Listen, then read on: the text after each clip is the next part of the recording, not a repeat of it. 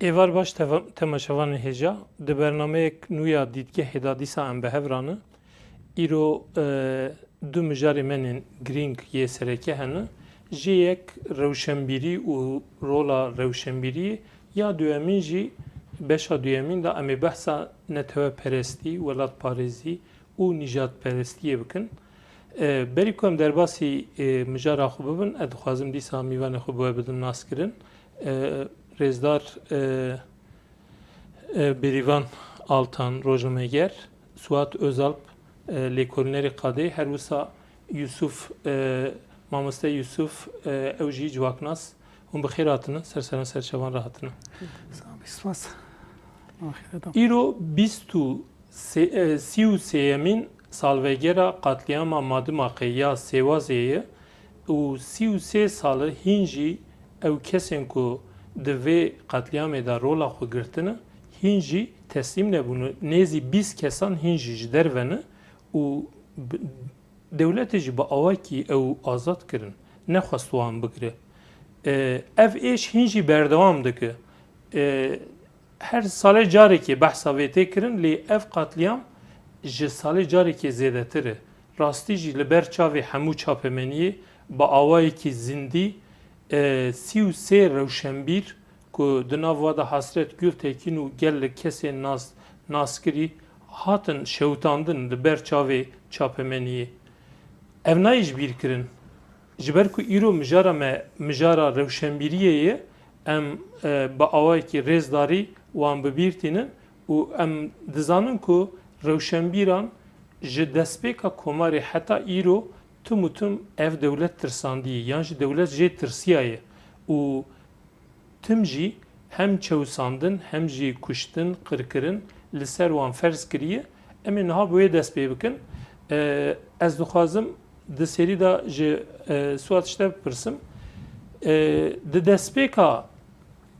avakirina komarê de berî wê em dibînin ku Talat Paşa hîn qirkirina Ermeniya dest pê nekiriye, qirkirina rewşenbîrên Ermeniya de dest pê kirin. Duê navberê heta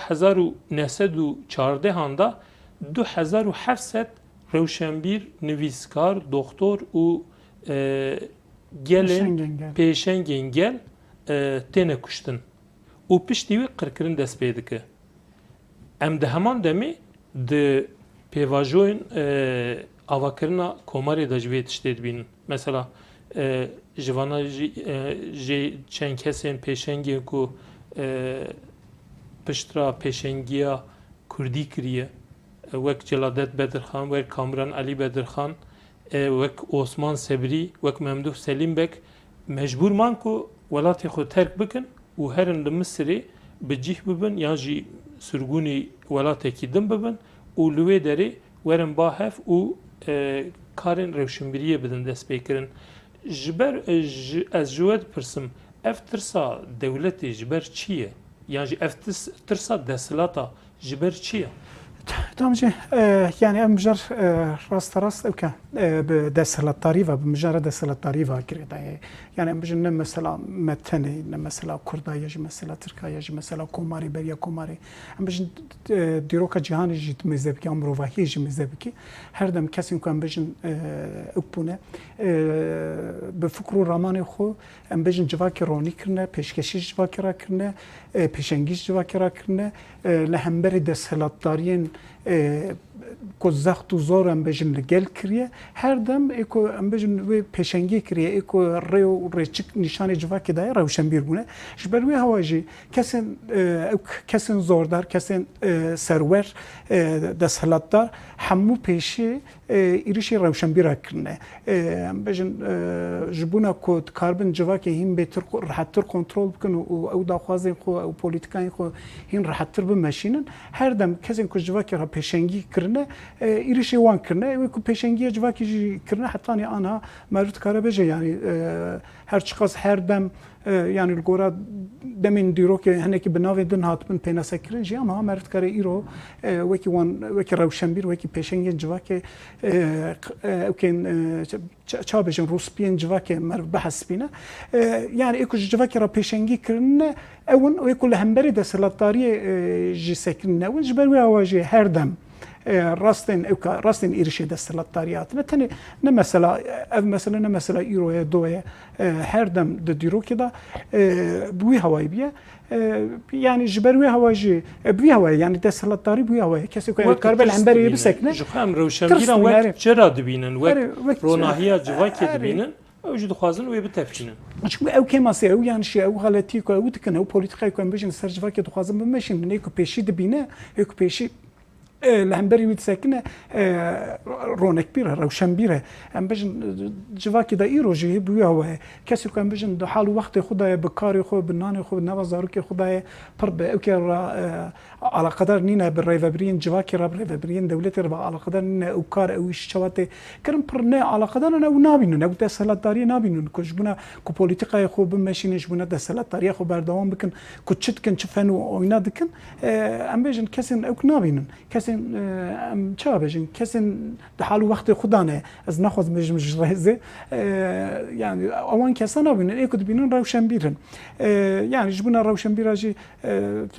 îro tu dikarî bêjî rojnamegerin tu dot dikarî bêjî nizanim filozofin heta pêxemberin û nizanim kîne kîne yani dibêjim çi nava dîrokê de gelekî ew hatine kirin bi hinekî pênaseyê hatine qebûlkirinê heta îro hatine yani hinekî jî êku yani desthilatdar êku pêşî li hemberî xwe dîtine ji bûna ew polîtikayê xwe ew daxwazê xwe ser civakê ferz bikin êku herî li pêşiya wan asteng kesên ku em bijin ji civakê re ew kirine pêşengî kirine bûne ronî bûne çira li hemberî wan qetliyam kirine îro jî hêja jî bûye weye mixabin yani hêja jî berdewam e yani berivan me behs kir di nava mijarê de em her nûwerin ez dixwazim wek rojnamevanek we dîmen muheqeq temaşekirî dîmenên qetliyama Sêwazê ev dîmen ev karesat piçekî jî bi sorkirina rojnamevanan dest pê kir ji ber ku rojik berê da weşan hate kirin gotin li vê dera têne bahev vana neyarên dewletê ne vana dixwazin milletê me ji hev bikin tedî ew beqayî û tiştê dinan e li hember wê sor kirin danîn manşeta rojname yan jî rojnamevanî gelo tiştekî waye yani mirov bibe sebeba qirkirinê yani aslında net tiştek waye rojnamevanti aslında mirov çawa pênasa bike rojnamevanti hakikate civakê mirov bîne ser ziman an bingehekî wî ava bikin ama em dinerin ki îro mesela ne îro bere jî wisa bû yani dîrok pê veje hani heva swacı got aslında rewşenbîr ronîkîrana civakê rojnamevan jî wisanin yani demin gor ronakbîrin erê ji ber wê yekê jî mesela milê nêzîkatiyê îktidarê hem polîtikayên îktidarê ser civakê bê farskirin an ji bê rûniştandin rojnamevan gor vî jî yani nêzîkatiyê nêzî îktidarê bibin dibên ku katliamê jî çünkü em dibêjin îro mesela nav şerde yani siyaset diyarkirin de an ji polîtikaya guhertinê de rojnamevan pir pêwîstin çima her derî de hundir dene yani anha îro hîn zêdetirin berê ne wisa ama îro hîn zêdetirin çima berê jî zêdetirin mesela wê demê jî diye civak çawa usa vek nijatperestî bidî ava kirin ser rojname çima hemî kes rojname dixwînin yani îro dikandar jî dixwîne mamoste jî dixwîne vekî dî yê nivîskar jî dixwînin yani nav civakê temayî de sed û not sisiya da wekû yani kesekê ku wê çaxê em jî gihîştibûn di nava polîtikayê da bûn rojname gelek daha te xwandin. Mesela hinek rojname milyonik daha te xwandin. Hinek rojname 500,000 daha te xwandin. Ew dem promosyon falan jî hebûn. Televizyon erê nû dest pê kiribû televizyonên taybet televizyona devleti û ew yek du televizyonên taybet jî dest pê kirin lê Rojava Türkiye rojnameyan diyar dikirin û van rojnameyan jî roleke wisa bi nalet lîstin ku li wêrê bûn sebeba qetliyama 33 heb rewşenbîrên naskirî. Belê. İşte em dibînin ku yani rojnamevan bixwaze dikare civak rêxistin jî bike, dikare civak ser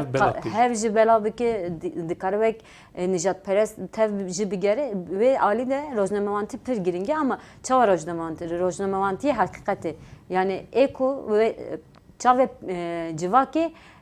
iktidaran pênase bike, politikayên iktidaran raxne bike, ji bo civak çi bike? Aslında esas rojnamevantî ev e ama em çi dibînin îro rojnamevantî bûye wek hêlekî iktidarê. Gor politikaya iktidarê tev digere, politikayên iktidarê ser civakê ferz dike, hemî tişta olsa rêve dibe ama rojnamevantî jî wek em dibêjin ya rewşenbîrên ronîkirin hîn jî hene êrişên wan jî dikin. Yani îro rojnamewan jî pir êriş dîtine salona pêva heta îro jî yani îro jî rojnamewanên hakikatê dişopînê tên asten kirin, tên girtin, stê wan tên girtin hemî tişt êrişên cuda dikin. Yani mirov dikare bêjî ku ev wê demê rojnamevantiyê an jî maşetên wisa awêtin aslında ne rojnamevantî kirine ji bo civakê riya qetiyamê vekirine. Mirov dikare wisa pênase bike. Rêzdayî Yusuf ez dixwazim pirsa rewşenbîriyê bêtir ji we bipirsim. Rewşenbîrî ji bo civakekê çi ye? Yani di avakirina civakê de rola rewşenbîr çi ye? Keremkin fermo. Mamosta rewşenbîrî çaku mamosta Suat çi bu pêşengiye. Yani îro tiştek ku pêşiye derkeve holê bi fikra wî tê zima. Ew fikir jî ji rewşenbîr derdikeve. Rewşenbîr wî alîva pêşengekî xurt e yani ew fikir jî dibe hey cara dibe pratik, dibe pergal, dibe dewlet. İja ji bo wî rewşenbîrî ji bo pergalên statîk, ji bo iktidaran her tim tehlike ye, her tim tiştekî xirab e. Ji bo wî jî rewşenbîra warê giran hema saldan esastî. Yani li aliyê mirov li orta çaxê dinêre yani wextê berê yani ew çax jî tiştek kesek ku rastî xeber dan yani giyotin kabitandın. Awsa her tim sav. Ve çava bahsakur hatta komar ava bu Sabahattin Ali yani gele Mustafa Sopivan jawş rewşenbîr hatne kuştin Kürt hatne sürgün kirin salê nodî da jî temê gele rewşenbîrên Kürt rojnamevanên Kürt weka Apê Musa Hüseyin Deniz Hüseyin gele yani gele kes çima ku rastî ji gel re anîn bu wan ew bû tehlikeke mezin bû ew kuştin birîndar kirin û gele cara jî wek rojnama gündemê hat yani xwe bîna bi xwe hat teqandin. İja yani ev çima osane yani wahêca çap pirskir ew jî mamoste berivan jî got du cureyê rewşenbîrî heye. Yek nîçe dibe yek ji wan devletê profesorê devletê ne ew ji bo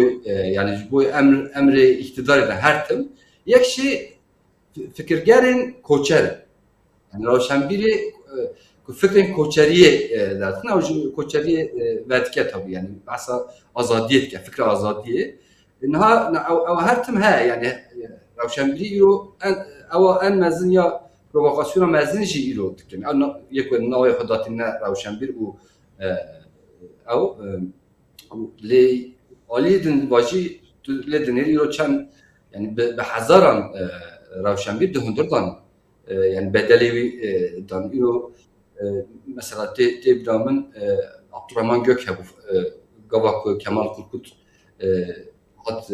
kuştun dimeni kışanj bu evan dime yani çima o hakikat bir herî ev lepirsin lekir. Yani ev minak gelek. Ravşenbiri hin haji gele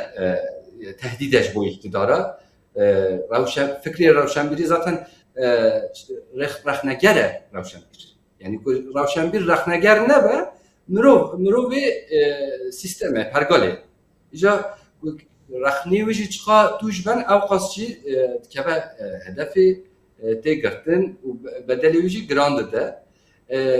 وەچاگۆ ینی ئەو قەتلیاما مادما قێداجی ئەو بوو ینی پرۆڤۆکاسیۆن هاتگرن هەن چاپەمەنیە حکومەتی ئەو دەم ئەو پرۆڤۆکاسیۆن کرد و gelê Ravşenbîr û hatin şewtandin hatin kuştin îrojî salvegeroî ye yani ev jî teqvîmê da eweke demeke qirêje nehatiye zelal kirîj. Belê. Swat di avakirina neteweyan da yan jî em bêjin civakê da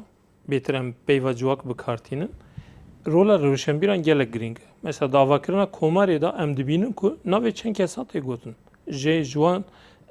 navên ku têne gotin jî jê yek ne Tirk in.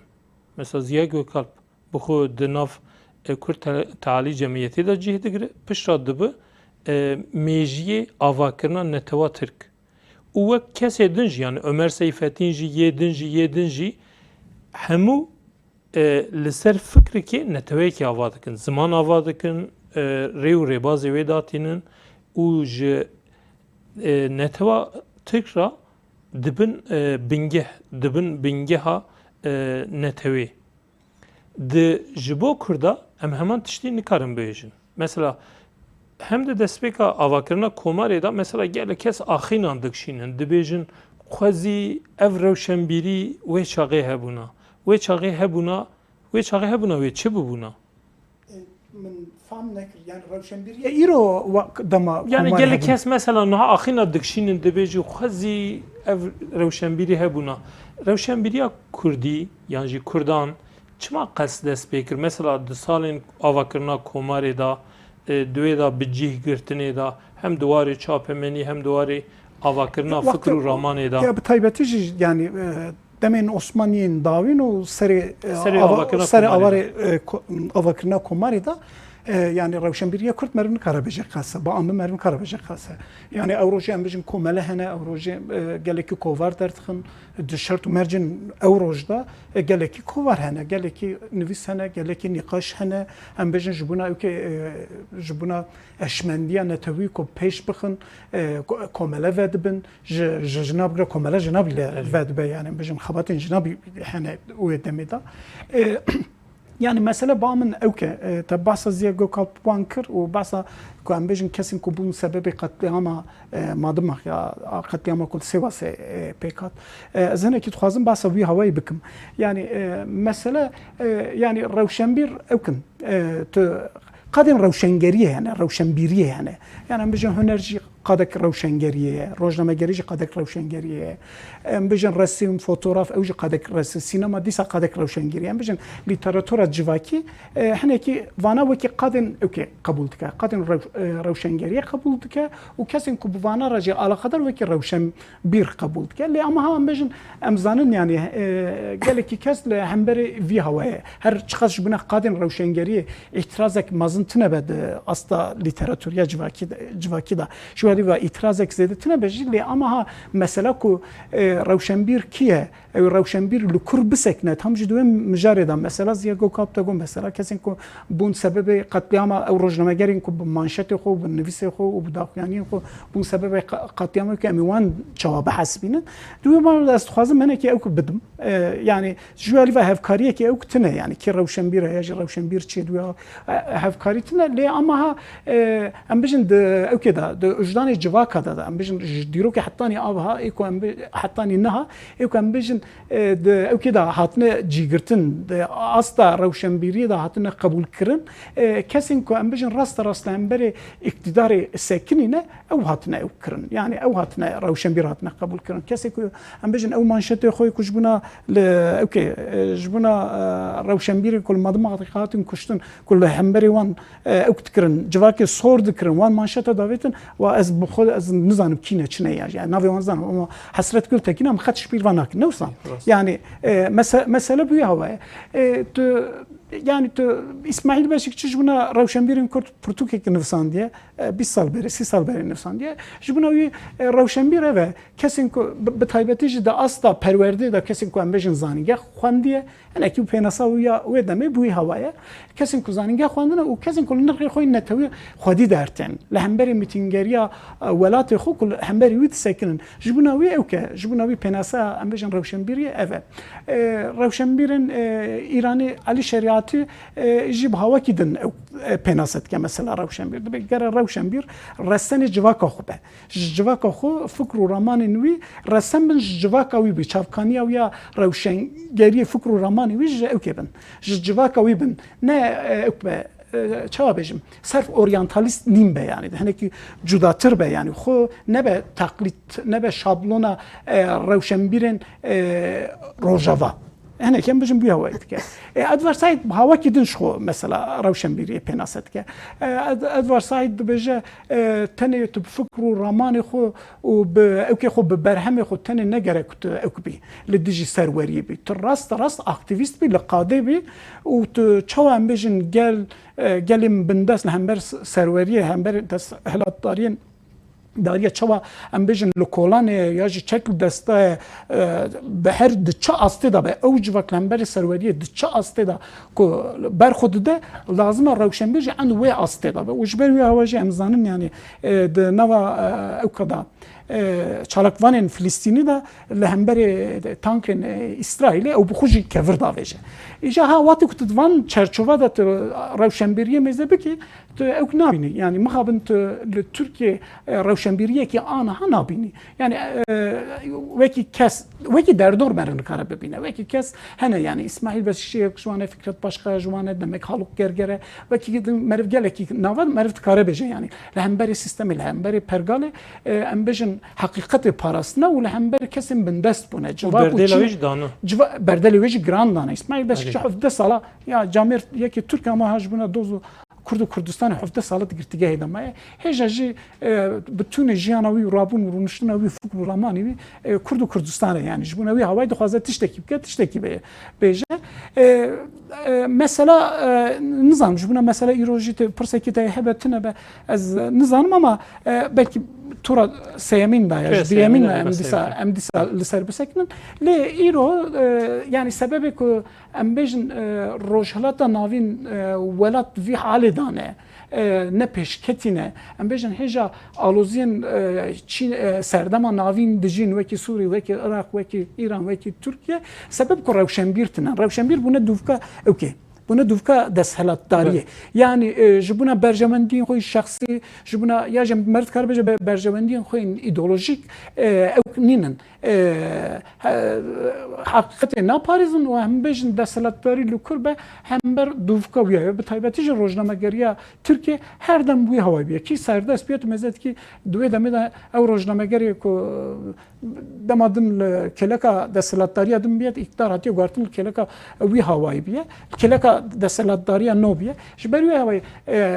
سبب که روشنگری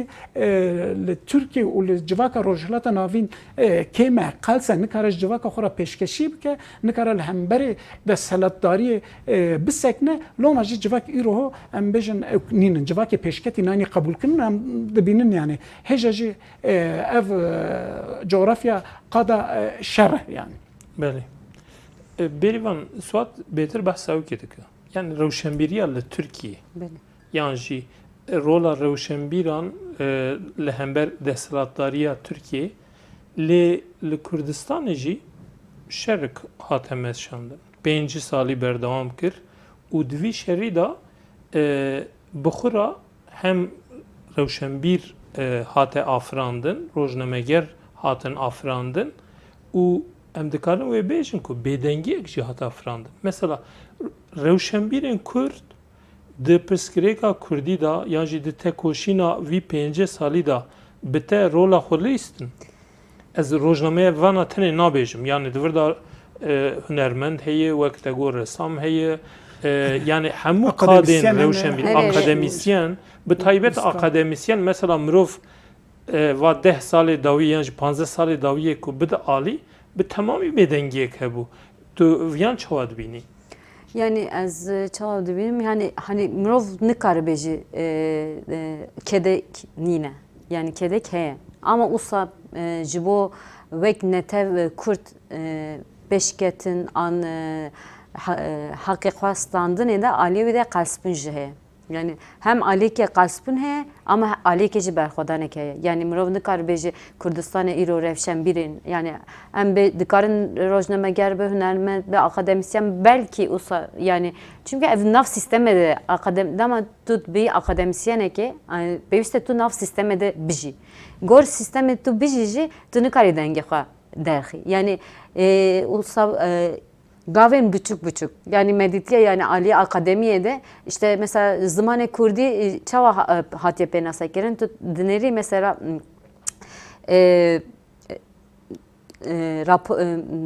tezenvan da tu dineri aslında nabeji Kurd dibeji Türkiye gelen Türkiye nahaft Usat tepenasa kirin çima nikare Zimaneviçiye Kurde nikare beji kurmancı daxve jber ku qadexeye kurmancı baxve beji anje beji Kurde tezevi kabul naye kirin jber beji aslında berxwedanek ji heye ama berxwedanek qalse mirov nikare ama heri davi 2015 medit aslında vedemi rewşenbîrên Tirk û Kurd bi hevre dibêjin ya ji bo aştiye akademisyenin ji bo aştiye aslında bertekek baştan vedemi bedelê wî jî dan hatin girtin jî hatin bin çavkirin jî nanê wan hat destê wan dan kişandin ama dîsa jî berxwedan. Yani bejna xwe netewandin gotine xwe nexistin paş gode.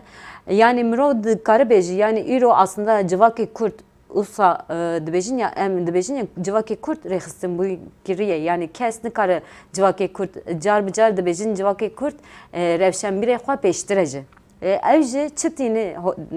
derdolê rewşenbîrê aliyê rewşenbîrê yani mirov dikare dibêjî rojnamewantî hunermend em dikarin bêjin yani çend hunermend jî hatiye qetil kirin çend rojnamewan herî riya heqîqetê rojnamewan Kurdistanê ji bo dengê gelê Kurd cîhanê belav bibe rojhilata navîn bê gohdarkirin bedelê gelê girandan e pêncî du hevalê me şehîd ketiye hatiye şehîd kirin ji ber çi ji ber qirêjbûna devletê anîne ser zaman bunu denge hakikati. Buna denge hakikati gor wî jî tevgerîne gavek baş navetine îro jî gavek baş navêjin. Yani em dikarin bêjin heye Kurdistanekê rewşenbîrî aliyê rewşenbîrî heye lê gor demê gor ji bo bi qazancekê gelê Kurd aliyê qalspinê jî heye. Mirov wî jî dikare pênasa bike. Belê, spas. Rêzdar Yusuf dîsa em wek civaknasekî dixwazin ji we bipirsin dema avakirina komarê û şûn da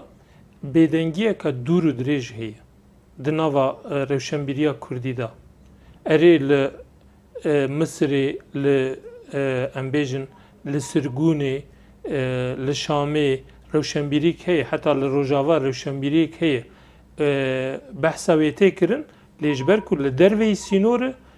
yani bi qantira wan kovara derbasî Bakur dikin ew jî derbasî Kêrê dibin kîyê çawa wa bixwîne çawa binirxîne yani rola hewarê û kovarên wê demê derketin em niha bêtir hîs dikin yan jî niha bêtir bandorê li civakê dike wek bingeh ke xurt saxlem lê mînak ji serhildana Şêx Saîd em agirî bigirin heta Dêrsim û heta pêncî û niha 1905 niha duwarê rewşenbîriyê da bêdengiyek heye û tu em di wan deman da nirxandinên xurt dengên xurt nabînin لێ دپێنجی و نەهادا وەک تو ژی زانی تشتێک دقەومە بناوێ مجار yani buyera çilû nehan mijarek tê holê li wêrê çilû neheb rewşenbîrên Kurdan aynî weke rewşenbîrên Ermeniyan bi tevahî tê de Apê Musa heye, Yaşar Kaya heye, Nurettin Yılmaz heye û gelek kesên dinê naskirî yani Canîp Yıldırım heye, çizan Kemal Burkay heye, gelek kesen wêja çilû neh rewşenbîrên Kurda wê çaxê davêjin hepsê û îdamê didin wan. Herkes be îdamê tê darizandin. Mirov wê bêdengiyê çawa dibîne û dewletê gelo çi dît ku ev kes di wê demê da wisa hemû kirin zîndanê û cezayê giran lê birîn. Mamoste niha me ew bername dinê de ji me em axivîn gelek Kurd gava komar ava bû gelekî zêdetir li gunda bû. Yani ew pêşengî ew çaxa şêx bûn. Yani medresa da yani ew wextê klasîk bû. Yani gelekî ne bajarî be ew gel pêşengî jî pêşengî ew in. Yani bi kevneperestiyê tê ew pêşeng bûn. Ji bo wî şêx bûn, axa bûn, bek bûn, mîr bûn. Ja ew çabû wan jî îtiraz kir te çavê ja goçe îtiraz dike geleciya ew sebebdan çêdibin. Ew jî bi şiddet bi kuştin bi qetiyam tê fetsandin. Ew fetsandin çê dibe ja sürgûn jî çê dibe ja çav behs kir. Li Kurdistanê ew kesên ku potansiyela wan hebe bibe rewşan kes nabîne. Dengîke dirêj te çawa bu heta 1960 berdewam dike. Mesela rewşenbîrî çawa derkeve holê cepgirî ew salên 60 şûnda li dinyayê cepgir derkevne holê û cepgirî pêş dikeve û aliyê cep da tekoşînên dijwar çêdibin û li wir digije Tirkiyeyê derbasê Kurdistan be ser wan niqaşa rewşenbîriyeke nû derkeve. Yani ew diguhere, wext diguhere. Ew wextê klasîkî Kurdistanê ja cihê xwe şêx cihê xwe dine ciwanan û ciwanên çepgir. Ew dibin pêşeng û em wê nifşêva xwe digihîne van sala. Ja ji bo wî ew te çawa 20 sal ji bo ku ewa zexta dewletê wisa zêde bû yê ku hebûn ew çûne sürgûnê yê man jî hatine tirsandinê û perwerdeyê mesela medrese hebûn. Kurd di medresê Kurdî hîm dibûn û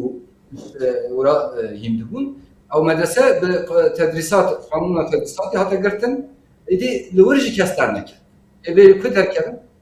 yani wisa sekinî ta ku çepgirî yani sosyalizm fikra sosyalizmê ku gihişte ew ê wisa careke din rewşenbîrî fark bû nava Kurdistanê de. Yani îro jî em dewehêja çav behs kir yani akademiyê dewra werde nû çêdibe. Yani hinekî pirsgirêka gelê Kurd de hinekî dereng dikeve nava hine mesela ku me çabû gelekî bi hezar sala di ciyê xwe da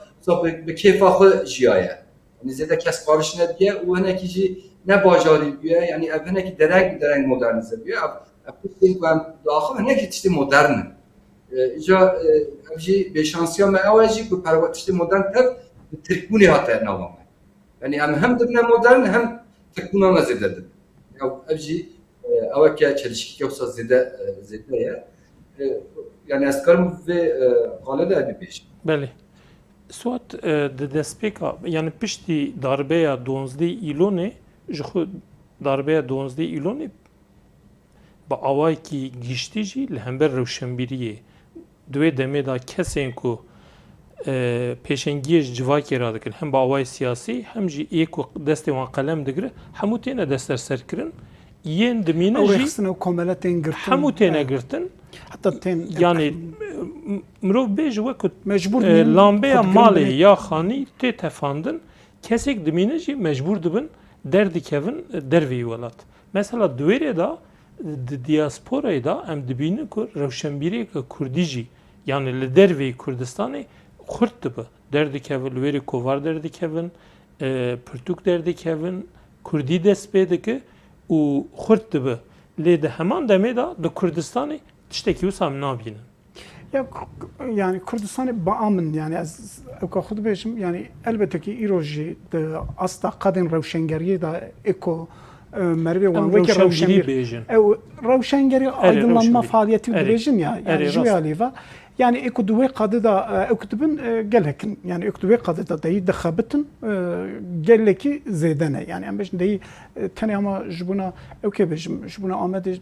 Bakuri Kürdistan'ı ju her beşin Kürdistan'ı qatna bedeyi komelin eko yani komelin rojnamegerane komelin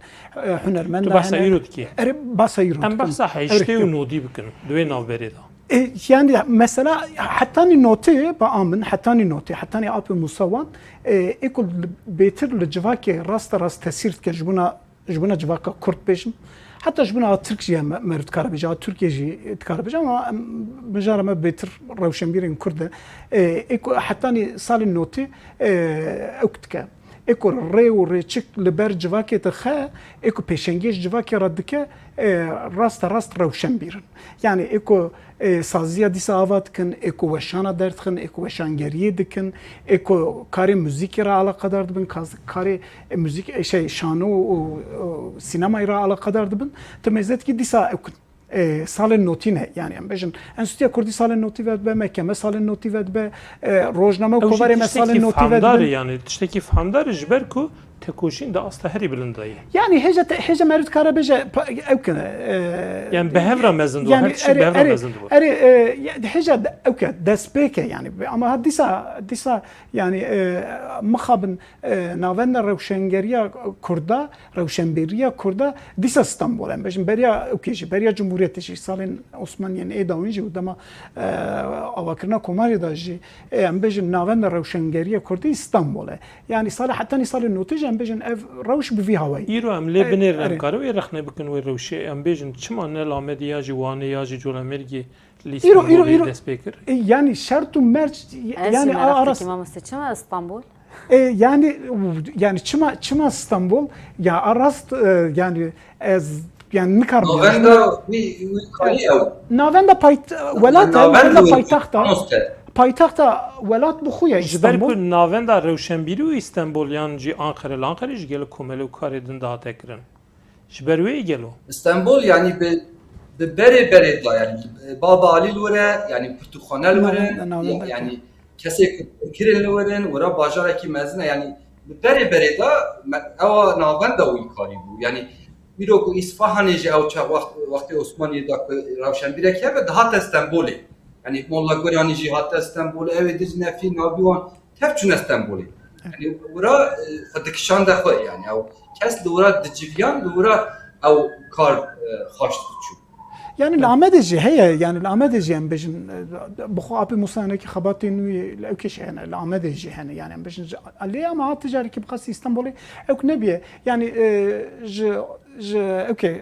بتايبتي جي افكرنا كوماري حتى صال النوتي صال بيستي حتى صال النوتي ايكو ام بيجن رحن نتوي دنافا جواكا كردا ايكو زنديت ده قرتنه ايكو بار خد مرت كاربيجا يمكن يعني روشنبيرن دنافا وندم بيجن هناك رخصتنجي تي افكرنا مثلا كرتالي جمعيتي ام بيجن باشي هر چقاس هناكي قادريوان درتين درواي ولات مثلا خويبونه مثلا چلو نهات تدبيجي و گلكي اوكيدن گلكي مجاردن دات مزتو كي ايكو ام بيجن peşengiya civaketi ki eko rehin netevi eko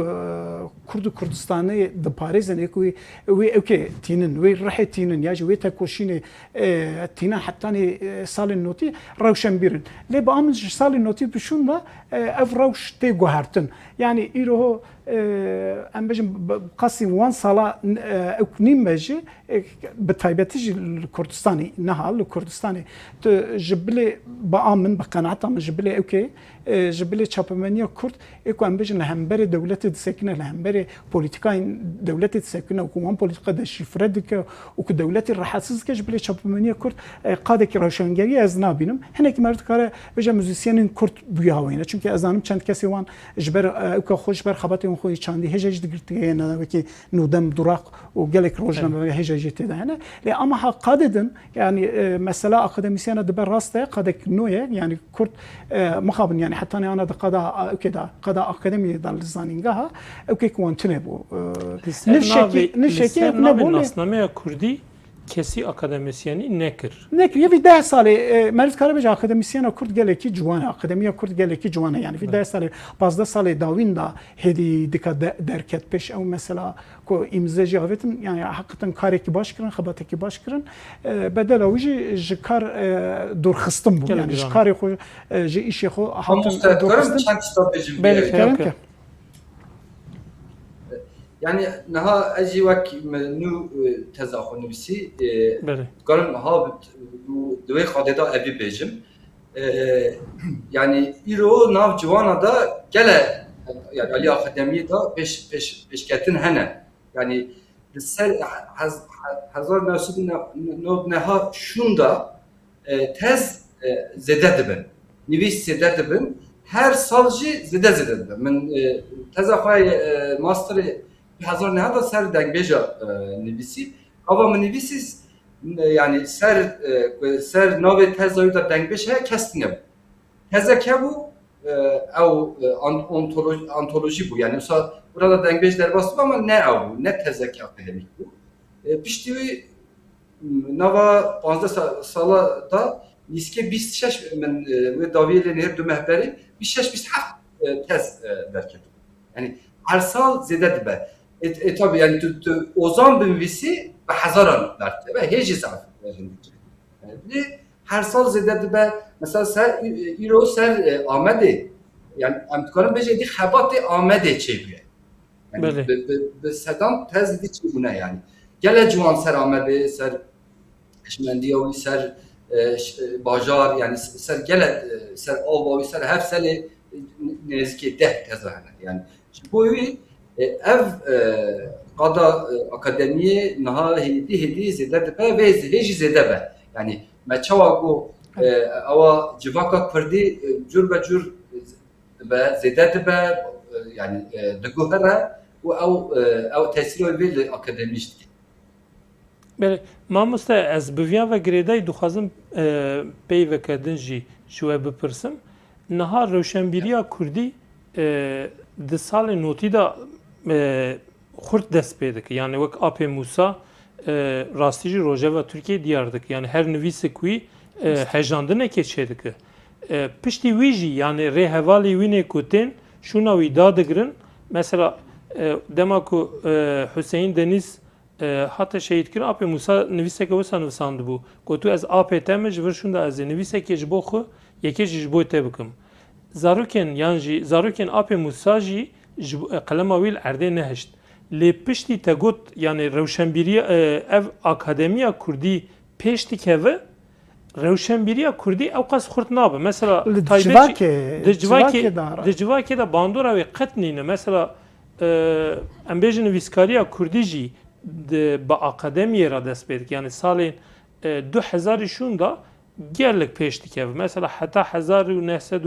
1970 me wê çaxê me jimartibû bi tevahiya cîhanê da nezî 100 romanê Kurdî hene lê niha salê da 3 heftê nivisandin lê kesên navdar nivîskar helbesvan hunermend û yani êko di kategoriya rewşenbîriyê danî li hember piskirêkên civakê mirov dibîne ku bêdeng yani bêdengiyeke wisa rût tê dîtin yani ev ji ber çi ye yani êdî tirşînîne mesela ew salên tirsê salên kuştinê salên notî bûn û duwêrê da jî bêdengî nîn bû niha bêtir dewlet ji van tiştan ra piçekî jî tolere jî nîşan dide lê bêdengiya rewşenbîra mirov çawa dikare binirxîne Mamoste ewa rewşenbîra ji guherî. Yani ew rewşenbîrên berê em bêjin. Yek weka Sartre Fransayê. Bira jî mesela Yaşar Kemal. Yani ew nifşek bû. Çawa kuşakek bû. Ew derdkete holê, ew tiştek digot giraniya wî hebû. Ew aşitî ava dikirin wan. Yani wan bi gotinê xwe te çawa got rojev çê dikirin. Yaşar Kemal Têbîramın Ew model ببرین یاشار کمال تیبیرامن گرevên birçîbûnê rojiyên mirinê hebûn hepis bigirtiyan ra çû hevdîtinê Erzurumê hevdîtin kir yani kete navberê ama îro rewşenbîrên Kurd vê tiştê pêk nayînin berê berdan ke. Yani ew model hebû salê nodî da yani ew temamê cîhanê wisa bû. Yani ew rewşenbîr giraniya xwe pirsgirêk çê dikirin avat kirin ew çareserî avat kirin ketine navbera du aliya îjan niha ew rewşenbîr jî neman ew çawa bêjim ew atmosfer jî neman Ez xwazim ha ev îdî bikim. Yani lazim tişek bibe ev rewşa ku aniha li Bakur li nava Kurda da tê jiyandin tu dibê li hemû dunyayê bûyî hewayê yani. Yani ew wekî Yaşar Kemal ku em bêjin ser civakê bandor dikirin kesên wisa yani ev pirsgirêka bêdengî ya jî bêbandorbûna rewşenbîriyê li ser civakê ev tenê mijara Kurda tenê nîne hûn dibêjin çawa bêjin bêjin a cîhanê sahet. ya cîhanê jî wisa ne îdî rewşenbîrek wisa ku dengê wan belaber zêde neman yani ew guherî îro fenomen hene. Mesela ew zêde dengê wan gela rewşenbîra zêdetir derdkeve. Yani